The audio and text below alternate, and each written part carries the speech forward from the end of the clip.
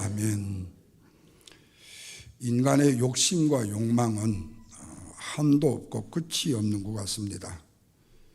그래서 많이 가지면 가질수록 더 많이 행복할 줄로 인간은 알지요. 그래서 없으면 자신은 물론이고 다른 사람까지도 불행할 것이라고 생각을 합니다. 그러나 우리 주위에서 모든 것을 다 가졌는데도 불구하고 불행한 사람들을 종종 보게 됩니다. 바로 그 사람이 누구냐면 시기심을 가진 사람입니다. 이런 사람은 열심히 충성도 하고 헌신도 해요. 수고도 하는 사람이에요. 그러니까 열심히 살고 헌신하고 수고하니까 승승장구할 것 같지요. 그런데 어느 한순간에 무너지고 맙니다. 그것은 바로 그 마음속에 시기심이 발동할 때 그렇습니다. 근데 문제는 이 시기심을 발동할 수 있는 대상이 먼데 다른 나라에 그리고 저 먼 곳에 있는 것이 아니라는 거예요. 나와 가장 가까이에 있는 사람을 시기하게 되게 됩니다. 그래서 우리나라에 생겨난 속담이 뭐죠?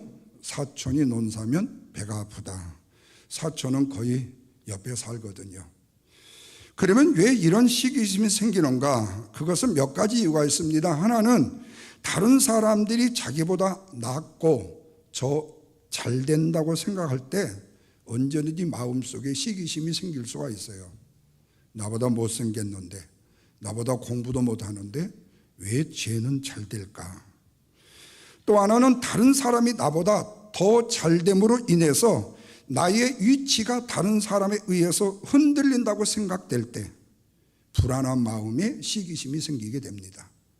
예를 들자면 똑같이 데뷔를 했는데 나는 인기가 최고로 올라가다가 다음에 온 옆에 있는 친구가 인기를 더 많이 갖고 나는 뒤로 처지는 것 같은 불안한 시기심이 생기게 되는 거죠. 또 하나는 상대방의 생각은 아예 알려고 생각하지 않아요. 일방적으로 나 혼자만이 나는 왜 저보다 처지는 것 같지? 왜 나는 쟤보다 내가 못한 것 같지? 스스로 자신이 그 결과를 내 마음속에 짐으로 생각하면서 가져올 수 있는 시기심이 있어요. 오늘 본문의 말씀에 보면 그렇게 우리가 잘 알고 있는 여호수아, 자기도 모르는 순간에 시기심이 일어나서 지도자로서의 순간에 흠집을 갖게 되는 여호수아가 나옵니다. 당시의 여호수아는 누구를 막론하고 모세의 후계자로 지목을 받던 사람이었습니다. 그런 그가 하찮은 시기심으로 인하여서 사람이 순간 변하게 되더라는 겁니다. 그렇다면 왜 그렇게 신실했던 사람이 갑자기 시기심의 사람으로 변하게 되는가? 그리고 이런 여호수아가 어떻게 그 시기심을 극복하고 다시 이스라엘 민족의 지도자로 설 수가 있었는가? 그래서 오늘 이 시간에는 무엇이 시기심을 이길 수 있을까를 두 가지로 생각해 보고자 합니다. 하나는 하나님의 영이라는 것은 나만 특별하게 받는 것이 아니라는 사실을 꼭 인지해야 됩니다. 나만 병 고치는 은사, 말씀의 은사, 신유의 은사 아니면 말씀의 은사 등등을 받았다. 자, 본문 24절과 25절을 같이 한번 보겠습니다. 모세가 나아가서 여호와의 말씀을 백성에게 알리고 백성의 장로 70인을 모아 장막에 들러 세울 때 뭐라고 그랬죠? 여호와께서 구름 가운데 강림하사 모세에게 말씀하시고 그에게 임한 영을 누구에게요?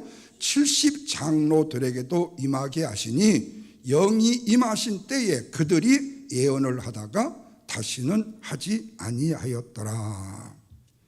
여기서 하나님께서 하나님의 백성에게 하나님의 영을 주셨다. 그런데 이스라엘 민족 중에 200만 중에 70인의 장로들에게 영을 주셨다 그랬어요.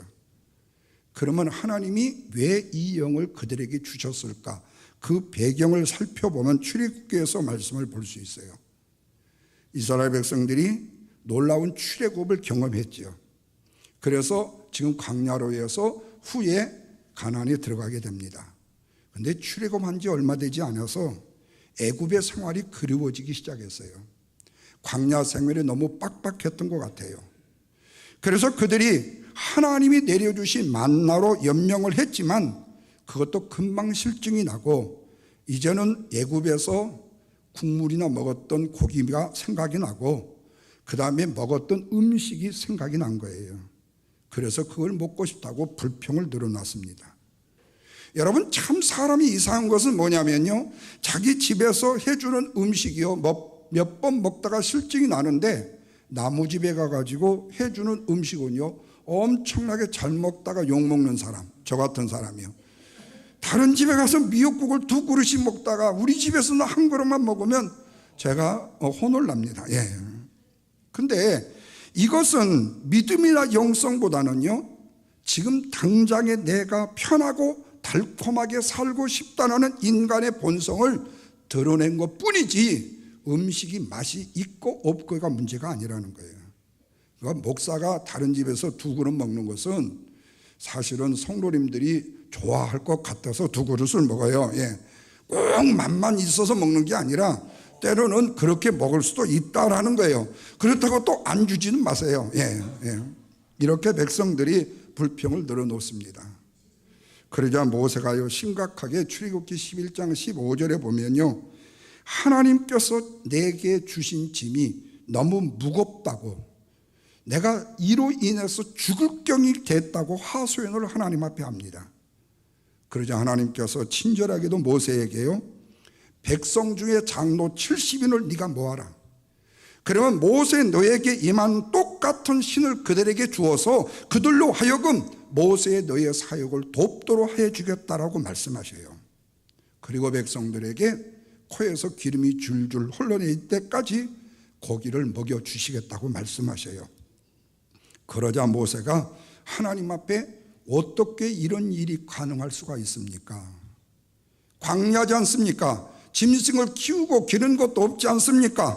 지금 보행자만 60만 명입니다. 다시 말하면 전쟁을 수행할 수 있는 인구가 60만 명에다가 노약자까지 합치면 200만인데 어떻게 하나님이 그들의 코에서 기름이 뚝뚝 떨어질 때까지 그 많은 고기를 먹인다고 말씀하십니까? 그러자 출애굽기 11장 23절에서 여호와께서 이렇게 말씀해요. 여호와의 손이 짧아졌느냐? 네가 이제 내 말에 내게 응한 여부를 내가 너한테 보여주리라. 네가 믿지 않느냐? 내가 그런 하나님이심을 내가 너희에게 보내주리라. 이 말씀을 들은 모세가 아이고 잘못했다 생각했겠죠. 장로들을 장막 주위에 모았습니다. 그러자 여호와께서 구름 가운데 강림을 하셨어요. 그리고 모세에게 주신 영을 70인의 장로들에게도 똑같이 내려주셨다고 했어요. 그러자 70인의 장로들이 각기 예언을 하고 각기에 맡겨진 사역을 감당했다고 했어요. 이제 모세가 혼자 감당해야 될 일들이 그들과 함께 나누어지게 된 것입니다. 사랑하는 여러분, 성령의 역사는 이처럼 누구에게든지 언제서든지 누구에게나 다 주실 수 있다는 사실을 우리가 알게 되어져요. 나만 특별하기 때문에 내가 성령을 받고 저 사람은 특별하지 않기 때문에 받는 것이 안 받는 것이 아니라 누구든지 하나님이 역사하시면 주실 수 있다는 사실을 알게 되어져요. 문제는 여기서 성령을 받은 사람과 그렇지 못한 사람의 차이점을 보게 된다는 거예요. 성령을 받지 못한 사람들은 어떻습니까? 불평, 불만을 가지고 서로의 관계를 악화시킵니다. 그러나 성령을 받은 사람은 기도로 하나님의 능력을 믿고 서로 협력 관계를 맺으면서 하나님의 나라를 점점 확장시켜 나가는 일들을 감당하게 된다. 이처럼 성령의 사역 가운데 핵심적인 것은 뭐냐? 서로 연합하게끔 되어져 있다는 거예요. 여기서 연합을 한다는 사실은 서로의 부족함을 서로 채워준다는 말씀의 뜻이에요. 다른 사람과 함께 있다 보면 부족한 점과 약점이 제일 먼저 보이기가 쉽습니다. 그러나 그때에 성령을 받지 못한 사람은 어떠느냐? 남의 부족한 것을 약점으로 삼아서 자기 자신을 이용하는 도구로 사용하다가 연합을 깨트리는 일들을 경험하게 된다는 거예요. 그래서 부족한 부분을 채워주고 서로 협력하는 것은 뭐냐? 성령 충만한 자의 모습이 바로 협력하는 사람의 관계라는 사실이에요. 그러나 일반적으로 사람들은 어떻습니까? 남의 약점은요, 귀신처럼 잘 찾아내요. 그것을 감싸주거나 채워주는데 인색해요. 거 봐라, 내가 그럴 줄 알았지. 이전에 제가 우리 영광교회 장로님한테 한번 엄청나게 화를 낸 적이 있었어요. 뭔 일이 딱 일어났는데 그 장로님이 당했대 이런 얘기하는 거예요. 드디어 그 일이 일어났군요 그러더라고요. 예. 드디어 그 일이 일어났다고요. 그래서 내가 그랬어요. 장로님은 그 일을 기대하셨습니까? 그 일을 기도했습니까? 드디어 일어났다는 거예요. 여러분, 참 우리에게 중요한 것이 그거예요. 실제로 어떤 약점이, 어떤 흠집이, 어떤 부족함들이 드러났을 때 감싸주거나 채워주는데 우리는 너무 많이 인색할 경우가 있어요. 마치 드디어 일어날 일들이 일어났으니까 할렐루야 감사합시다 이렇게 생각은 안 했겠지만 습관적으로 그렇다는 거예요. 상대방이 나보다 능력을 발휘하는 것을 보기 싫어할 때가 나 자신에게도 있다는 사실이에요. 그러다 보니 어떻게든지 간에 상대방을 깎아내리려고 하는 열심과 충성을 다하려고 하지요. 이것이 지나쳐서 없는 이야기까지도 나중에 상대방을 모략하기도 하지요. 그러나 분명한 것은 그거예요.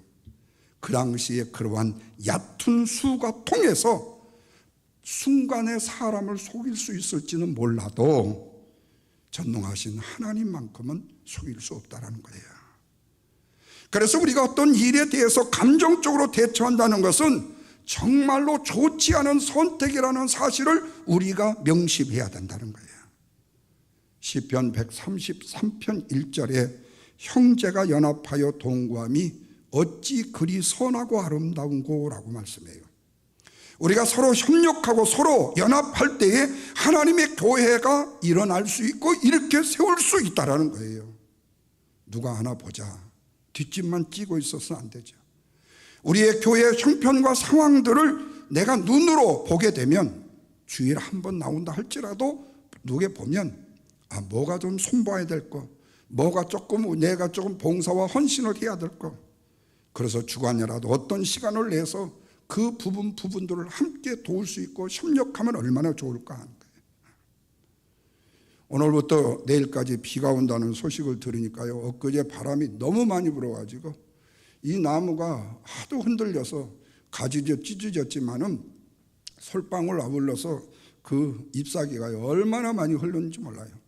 바람만 불면은요, 제 교육관이요, 이 문틈으로요 속에까지 막 들어왔어요. 저거를 치워야 되는데 어떻게 할까? 근데 비 오기 전에 해야지. 비 오고 나면 이게 둥둥 떠가지고 저 하수도 다 몰리기 시작하고, 그래서 큰맘 먹었죠. 토요일날 새벽기도 나오신 분들을 부려야지 누구를 부리겠어요? 예. 서로 부를 수도 없잖아요. 예. 그래서 제가 그 새벽에 7시 좀 넘어서 다른 사람 다 토요일날 자고 있는데 블루를 가지고 그냥 불어 제끼니까 내가, 그런데 그거를 본 게 있어요. 이 앞집이요, 두 여자분이 사는 것 같아요. 한 분이 일찌감치 출근을 할 때 나가더라고요. 찬스구나, 저 사람 없을 때 해야지. 왜? 이분이 젤로 컴퍼니를 걸고 이 앞집이 젤로 컴퍼니를 걸 수 있거든요. 그런데 좀 멀어요. 그래서 앞집부터 시작했죠. 왜냐하면 저 맨 왼쪽 집은요 사람이 안 살거든요. 예. 제가 다 탐험을 했어요. 예. 그래가지고 시작했어요. 그러다 보니까요 너무 깨끗하고 너무 좋고 이제는 비가 와도 발 뻗고 잘 만큼 생기더라고요. 예. 사랑하는 여러분, 제가 이것을 자랑하려고 하는 것이 아니라 하나님께서 이왕 우리에게 성령을 부어주셨다면 우리에게 주신 하나님의 연합의 아름다운 은혜를 지속적으로 누릴 수 있어야 된다. 근데 오늘 말씀을 보면요, 70인에게 성령을 주셨다가 아쉽게도요 금방 그 신을 거두가 버렸다고 그랬어요. 일회성 해프닝으로 끝나고 말았어요. 하나님이 왜 그렇게 하셨는지에 대해서 이유를 따지지 않았어요. 그러나 저는 한번 따져봤죠. 두 가지입니다. 하나는 하나님이 그들에게 신을 부어서 애연케 한 이유는 간단해요. 왜? 이스라엘 백성들이 지금 모세를 향해서 불평과 원망을 쏟아놓는 것은 모세 한 사람이 아니에요. 그를 인도했던 하나님을 원망하고 불평한 겁니다. 그러므로 하나님의 백성들이 하나님과의 관계를 바로 유지할 수 있도록 가르쳐주고 이끌어주는 역할을 맡을 자가 대표적으로 70명이 필요했다는 거예요. 그래서 하나님께서는 모세를 대신할, 모세와 함께 동역할 영적인 지도자를 세워서 인준해 주셨다는 거예요. 왜냐하면 우리의 신앙이라는 것은 단순간에 성장할 수가 없습니다. 단순간에 성장하지도 못합니다. 삶의 온갖 문제와 고난을 겪으면서 하나님 앞에 기도하고 그분과 씨름하면서 그 깊이를 알 때 우리의 신앙은 성장하고 성숙되어 갈 수 있는 길을 터득하게 되어져요. 또 하나는 당신의 신을 단번에 거두어간 이유입니다. 이스라엘 중에 단 한 명이라도 영적으로 퇴보하는 일이나 퇴락하는 일들을 하나님은 허용하지 않겠다는 거예요.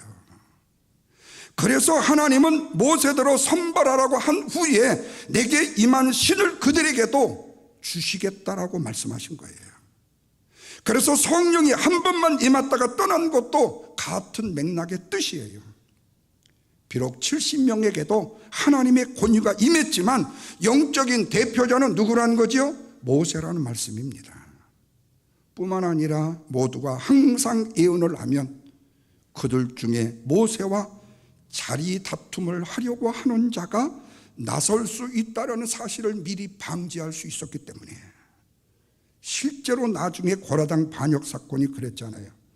심지어 모세의 형 아론과 누나 미리암이 거역하는 사건도 일어나게 되잖아요. 그러나 그렇다고 해서 주의 영이 임하심을 멈추면 안 된다. 왜냐하면 그런 반역의 사건에도 하나님의 임재는 뭐 해야 되기 때문에요? 나타나야 되기 때문에 그렇습니다. 바라기는 사랑하는 성도 여러분, 누구에게라도 주신 하나님의 신의 영을 우리가 받아 누렸다면 우리는 함께 연합하는 도구로 사용돼야 되고, 그 영을 받든 받았지 않았든 받았든 간에 시기와 질투로 불평하고 원망하기 이전에 한 마음 한 뜻으로 주님이 주신 그 영의 차이점이 있을 수 있겠죠. 능력의 차이점이 있을 수 있겠죠. 주어진 일을 소임을 다하는 우리 사랑하는 주님의 영광교회 성도들이 되시기를 주님의 이름으로 축원합니다. 두 번째로는요, 하찮은 시기심 정도는요 그냥 좀 내동댕이 치고 버릴 수 있어야 된다는 거예요. 자, 26절과 27절입니다. 같이 한번 읽습니다. 그 기명대장 중에 엘다시라 하는 자와 메다시라고 하는 두 사람이 진영에 머물고 장막에 나아가지 아니하였으나 그들에게도 영이 임하였으므로 진영에서 뭐였다고? 예언을 했다. 그런데 그 뒤에 한 소년이 달려와서 모세에게 전하여 이르되 엘닷과 메닷이 진중에서 예언을 하나이다 한다고 전해줍니다.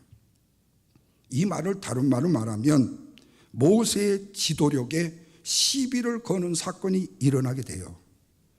모세가 70명으로 임명한 사람 중에 메닷과 그리고 엘닷이라는 두 사람이 함께 회막에서 나와 모이라고 했는데 진에서 머물고 회막으로 나오질 않았다는 거예요.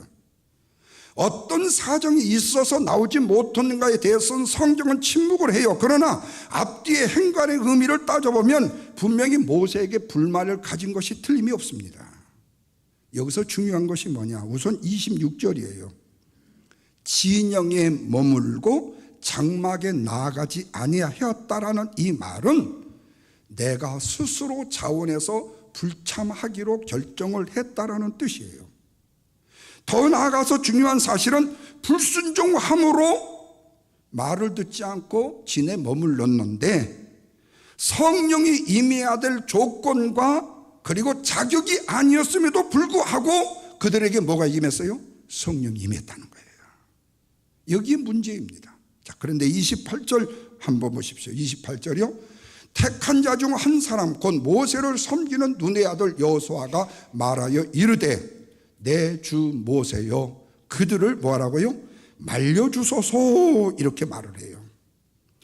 자기의 신복이라고 여기는 여호수아가 모세에게 이들이 진 밖으로 나와 모이라고 했는데, 회막으로 나오라고 했는데 모이지 않고 거기에 성령을 받았지만 그들이 예언은 하지 못하도록 해달라고 요청을 했다는 거예요. 이 말은 뭐죠? 우리말을 안 듣는 사람이 어떻게 영을 받을 수 있으며, 우리말을 안 듣는 사람에게 이 예언을 할 수 있는 능력을 허락해 주면 안 된다라고 여호수아가 모세에게 이야기를 하는 거예요. 그러나 만약에 이 두 사람이 중병에 걸렸다거나, 요즘으로 말하면 코비드-19에 걸렸다거나 집안에 위급한 일이 생겼다면 지금의 상황을 전하는 자가 그 소식과 함께 전했을 것인데, 그들이 회막에 나오지 아니한 것은 고의적인 거라요. 만약에 그런 일이 있다면 고의적이지 않지요. 그렇다면 모세에게 여호수아가 그 예언을 중지해 달라고 요청하지도 않았을 거예요. 그런데 지금 여호수아는 모세의 수행 비서입니다. 앞으로 얼마의 시간이 될지는 모르겠지만 후계자가 될 수 있는 훈련을 받고 있는 중이에요. 그런 여호수아가 평소에 그 두 사람의 행적이나 태도에 대해서도 이미 어느 정도는 알았을 거예요. 모세의 부름에 대해서 못마땅해가지고 나오지 않았다고 판단을 충분히 할 수 있었을 거예요. 왜? 모세의 수행 비서니까요. 사랑하는 여러분, 여기서 우리는요, 모세도 이런 점을 몰랐을까요? 그런데도 왜 이 두 사람을 영적인 지도자로 세웠을까 하는 점에 우리는 주목을 해야 된다는 거예요. 또한 하나님도 모세의 결정을 승인해 두고 왜 지지해 주셨을까를 생각해 봐야 된다. 만약의 경우에 모세가 봐도 조금 영적으로 문제가 있고 불순종할 수 있는, 거역할 수 있는 대상이 될 수 있다면 하나님이 70인을 세우라고 했을 때 데려왔는데 왜 두 사람이 빠졌니? 그 두 사람은 제시키도록 해라. 하나님의 말씀을 해야 되는데 70명 그대로를 다 인준해 주셨다는 거예요. 그렇다면 우리는 이 사건에 대해서 모세의 반응을 좀 더 깊이 한번 살펴봐야 돼요. 그건 뭐냐? 모세가 여호수아의 요청을 거절했다는 거예요. 한마디로요. 자, 28절 보십시오. 네가 나를 두고 시기하느냐? 그랬잖아요. 네가 나를 주고 시기하느냐? 그러면서 뭐라고 그랬죠? 여호와께서 그의 영을 그의 모든 백성에게 주사, 다 뭐라고요? 선지자가 되게 하시기를 원하노라. 선지자가 되기를 하기를 원하노라. 그러면 여기서 네가 나를 두고 시기한다라는 말의 뜻이 무슨 뜻인가? 그 말이에요. 우리는 지금 여호수아가 모세한테 대드는 걸로 여길 수가 충분해요. 그런데 이 말은 이거예요. 네가 나를 생각해 주는 너의 마음을 내가 잘 안다는 거예요. 그러면 이 말의 뜻이 뭐냐? 모세도 평소에 이 두 사람의 언행을 쏙 좋지 않게 보고 있었다라는 반증입니다. 만약에 모세가 이 두 사람을 신뢰하고 좋았다면 여호수아의 이 요청에 의해서 네가 그들을 시기하느냐라고 말을 해야 돼요. 그들을 시기하느냐고요. 그런데 네가 나를 시기하느냐고 말했어요. 그러니까 이 대답이 자연스러운 대답인데, 그러나 더 심하게 말하면 네가 나를 무시하느냐라고 꾸중을 할 수도 있다는 거죠. 그렇다면 모세를 바로 곁에서 지켜본 여호수아의 입장에서는요, 감히 예언을 중지하게 해달라는 요청을요 전혀 하지도 못했을 거예요. 왜? 모세를 너무 이해했으니까요. 여호수아도 모세의 뜻과 일치를 해야 되기 때문에요. 모세도 이 점을 충분히 이해하고 있어요. 그래서 모세는 내 자신의 감정이나 의견은 전혀 드러내지 않고 오직 여호와의 뜻만을 말했다는 거예요. 한번 생각해 보십시오. 우리 교회에 어떤 분이요, 어떤 반항적인 일을 행했다고 하는데 우리 목사님이 저한테, 목사님 그분이요 이렇게 해요. 그러면 나는 어떻게 했죠? 금방 순간에 발끈, 그래요? 그럴 수 없지, 이렇게 나가는 것이 우리 보통 평상시에 보편적인 나의 생각일 수 있죠. 그런데 모세는 분명히 여호수아가 한 의도의 뜻을 다 알았다는 거예요. 다시 말하면 자기의 감정도 있어요. 여호수아, 나도 걔들이 어떤 애든지 알아. 그런데 내가 그들에 대해서 지금 이 얘기를 못하는 이유가 있어. 나 같으면 충분히 그렇게 얘기할 거예요. 누가 그래요? 목사님, 왜 저분들은 이렇게 놀고 저분들은 저렇게 놀아요? 그러면 저한테 묻지요. 그러면 저는 저분들이 저렇게 노는 이유는 저거예요. 이분들이 이렇게, 내가 너무 친절해가지고 이 얘기를 그냥 싹 해드리죠. 남을 비판하든 판단하든지 말이에요. 아직 내가 이 모세가 되질 못해가지고요. 근데 모세는요, 감정과 자신의 의견을 드러내지 않아요. 하나님의 뜻만을 전한다는 거예요. 여기에 200만을 이끌 수 있는 민족의 지도자 모세를 우리가 보게 되었지요. 다시 말하면 뭐예요?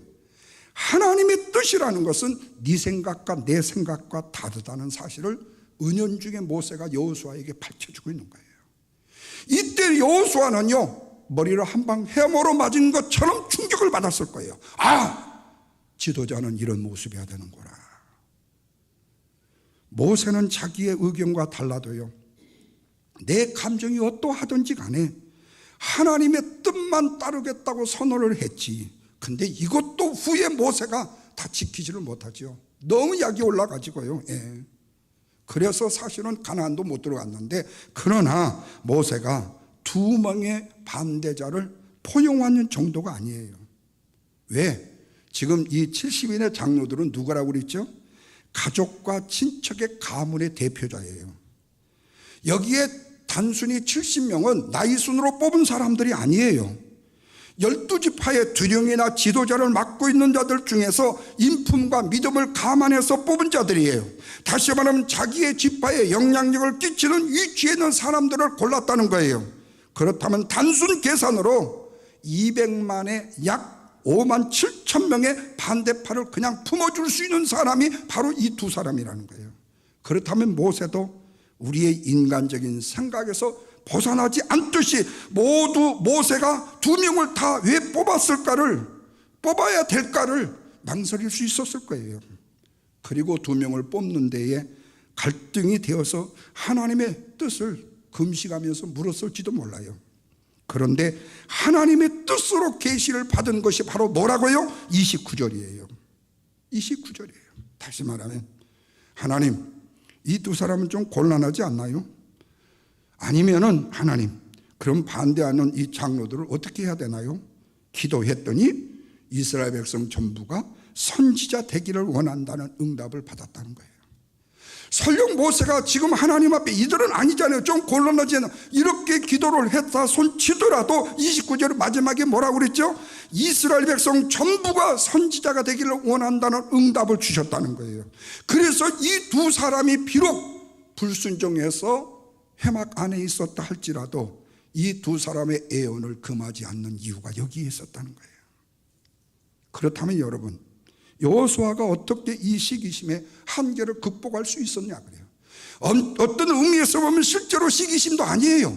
모세를 위한다고 하는 얘기겠지만, 그러나 엄밀하게 하나님의 극단적인 충성에 내놓고 보면, 우리 일반적인 신앙에 내놓고 보면 이거는요 시험도 아니에요. 그러나 신실했던 여호수아와 모세의 입장에서 지금 이런 믿음의 신앙의 정도에서 내놓고 보면 이것도 지금 문제예요. 그래서 여호수아는 이 일이 있은 후에요, 희생과 어려움을 자기가 먼저 선택하게 됩니다. 그래서 어렵고 힘든 일에 제일 먼저 자기가 앞장서게 돼요. 그래서 여호수아서 19장 50절에 보면요, 이를 악물고 정복을 한 어려운 불모지가 어디냐, 딥낫과 세라를 그가 취한다는 거예요. 다시 말하면 자신의 잠깐의 시기심으로 인해서 아팠던 문제를 하나님을 위한, 민족을 위한 섬김과 헌신으로 바꾸는 상징적인 곳, 바로 딥낫 세라에 자기 자신이 묻히겠다고까지 말하고 거기에 묻히게 된다는 거예요. 그래서 여호수아에게 있어서 딥낫 세라는 자기 자신의 순간의 시기심을 이기고 희생의 자리로 가는 십자가의 길이었다는 겁니다. 사랑하는 성도 여러분, 말씀을 맺겠습니다. 우리에게는 저마다의 시기심이라는 것이 있을 수 있어요. 근데 이것이요, 크든 작든 간에 이것은 하찮은 우리의 모션이에요. 감정일 뿐이에요. 그렇다면 이런 시기심을 물리칠 수 있는 방법은 뭐예요? 하찮은 것은요, 하찮게 여겨버리면 돼요. 그런데 문제는 뭐냐? 우리는 하찮은 것을 겁나게 귀한 것으로 자꾸 끄집어 만든다는 거예요. 그래서 별것도 아닌 거 가지고 잠을 못 자요. 커피를 마셔서 잠이 안 온 게 아니라 근심 걱정이, 아무것도 아닌 것인데, 그냥 지나칠 수 있는 것인데 잠을 못 자요. 그래서 하찮은 것을 귀한 것으로 여기다 보니까 그 시기심이 발동이 돼서 거기에다가 이 귀하집을 몇 채 지어요. 그러다 나중에 보니까 저 사람이 오늘 한 말은 결국에 나를 죽인다는 얘기구나, 이렇게 결론을 내려버리는 거죠. 예.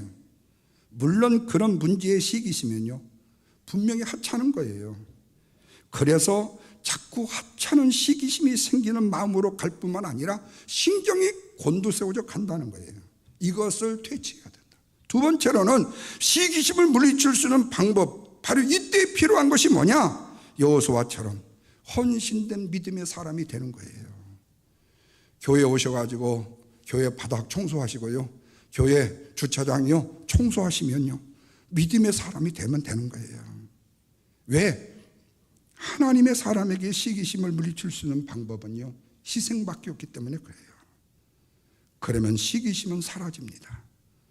헌신되고 충성된 믿음이 시기심 같은 감정을 컨트롤할 수 있는 능력이 되어진다는 거예요.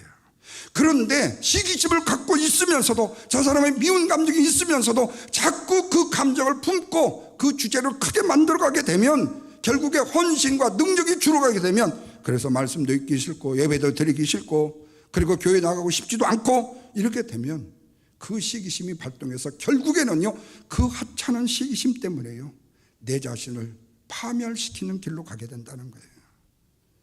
여러분, 이 이야기는 여러분들을 지적해서 얘기한 게 아니라 저 자신을 두고 하는 얘기예요. 왜요? 40년 목회 중에 왜 이런 시기심이 내한테 수없이 발동하지 않았을까요? 저보다 조금만 멋있는 사람이 나타나도 내 속에 시기심이 생길동말동하는데, 종종 우리는 그래요. 쓸데없는 시기심 때문에요, 내 자신의 마음에 이 긴장감을 만들어내는 경우가 있어요. 제가 언젠가 얘기했잖아요. 전도사로 제가 심호할 때 박전도사하고 김전도사하고 둘이 근무를 했는데, 그 목사님이 어느 날에 박전도사를 당위실로 불러. 그러니까 내 마음속에 어떤 건, 박전도사한테 무슨 중요한 오다를 맡기려고 그러지? 왜 나는 안 부르지? 이게 긴장감이 되니까요, 그 젊은 때 잠이 안 와요. 또 하나는 뭐냐면요, 어떤 새로운 사람이 교회에 와가지고 목사님 계세요? 그러면서 딱 보니까 누구세요? 그러니까 저요 무슨 전도사고요, 지금 목사예요. 그러면 혹시 나 쫓아내고 저 사람을 쓰려고 저 사람 오지 않나? 거짓말 아니라니까요, 정말이에요. 다시 말하면 쓸데없는 긴장감을 내가 만들어내더라는 거예요. 이걸 한마디로 말하면 졸렬하기 그지없는 행동을 했더라는 거죠. 그래서 어떤 상황에서든지 쓸데없는 긴장감을 만들지 말라는 거예요. 시기심이 생겼을 때는 조건 없이 그냥 섬기고 이유 없이 그냥 희생하면 되는 것이다. 그러면 거지 발상 같은 긴장감은 금방 사라지고 만다는 사실입니다. 마지막으로 열등감에 대한 퇴치입니다. 시기심을 이기지 못하면요, 절대로 행복할 수가 없어요. 시기심은 내 자신은 물론이고 우리의 가족과 우리의 교회까지를 파멸시킨다는 힘을 가지고 있다는 사실을 아셔야 돼요. 그래서 오버센스의 시기심은요, 하나님께서 주시는 은사는 물론이고 내가 받은 능력까지도 허비하게 만든다는 거예요. 그래서 하찮은 시기심을 다음 주까지 방치하지 말라는 거예요. 단방에 그날로 해결을 하라는 거예요. 교회 와서 일하시면 돼요. 목사님 무슨 일을 해야 되면 제가 오다를 착 내려드릴 테니까 와서 일하시면 돼요. 그리고 시기심은요, 적군과 아군을요 혼동시키기 때문에요, 누가 적인지 아군인지를요 시기심이 발동하게 되면 알아들을 수가 없어요. 그래서 잘 싸우는 것도 중요하지만요, 먼저 적군과 아군이 누군지를 구별하는 것도 중요해요. 바라기는 사랑하는 우리 주님의 영광교회 성도 여러분, 믿음과 헌신으로 우리에게 작든 크든 생길 수 있는 시기심을 이기고 승리하는 저와 여러분의 삶이 되시기를 주님의 이름으로 축원합니다. 기도하겠습니다. 하나님 아버지 고맙습니다.